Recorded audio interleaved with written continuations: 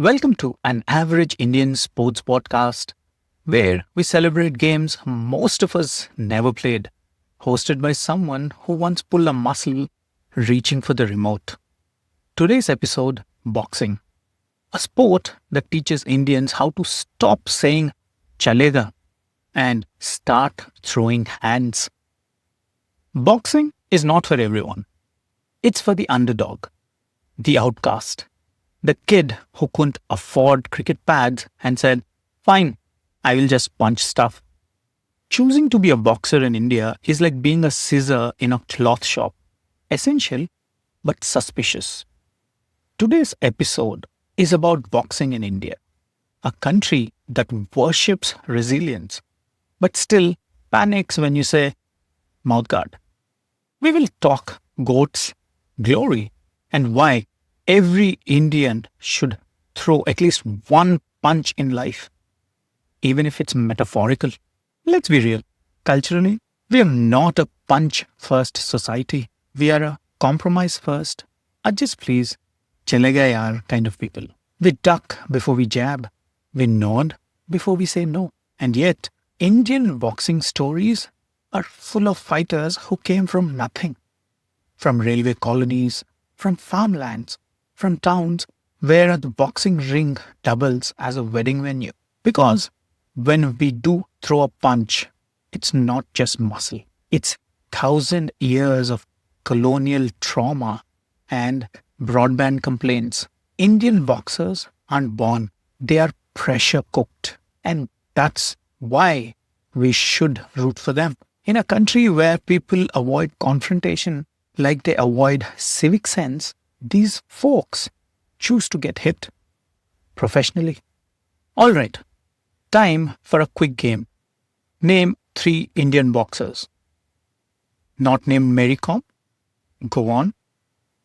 Tough, isn't it? Because Indian boxing fame basically consists of Mary Kom, people from Bhiwani, and that one guy who quit to become a DSP.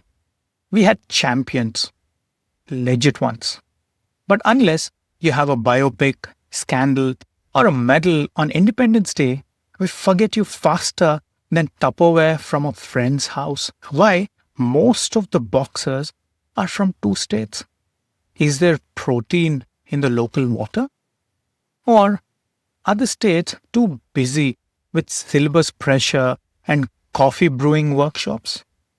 We need boxing gyms everywhere because boxing cannot stay a regional niche.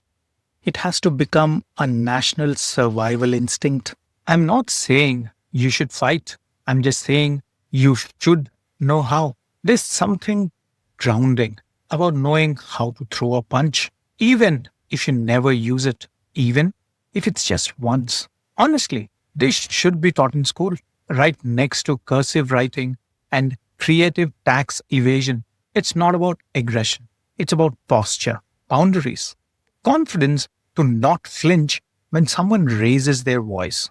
A punch won't solve your problems, but it reminds you your hands aren't just for typing or WhatsApp emojis. Every Indian man, woman, goat should shadow box the sky at least once just to feel what defiance tastes like. Boxing is the only sport where you can win a medal, bleed for the flag, and still be less famous than a cricketer's elbow rehab. You could land India's first Olympic uppercut. But unless there's a biopic with training montage, no one remembers. Boxers don't just have to win, they have to be cinematic. Flashback scenes, drunk father, sprinting uphill while motivational music plays.